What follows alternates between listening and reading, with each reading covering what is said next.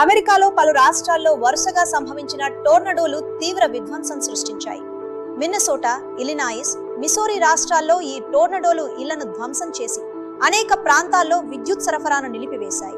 భారీ గాలులు మరియు వర్షాలతో కూడిన ఈ ప్రకృతి విపత్తు కారణంగా చెట్లు, విద్యుత్ స్తంభాలు కూలిపోయి రహదారులు కూడా మూసుకుపోయాయి.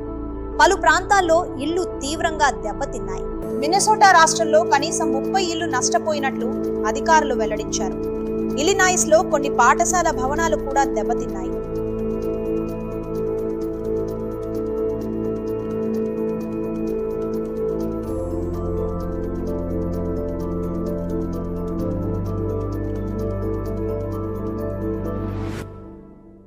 ఈ ఘటనల కారణంగా వేలాది మంది ప్రజలు విద్యుత్ లేక ఇబ్బందులు పడుతున్నారు.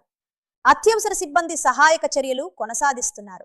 అదృష్టవశాత్తు ఇప్పటి వరకు పెద్దగా ప్రాణ నష్టం నమోదు కాలేదని అధికారులు తెలిపారు. అయితే జరిగిన ఆస్తి నష్టాన్ని పూర్తిగా అంచనా వేయడానికి ఇంకా సమయం పడుతుందని పేర్కొన్నారు.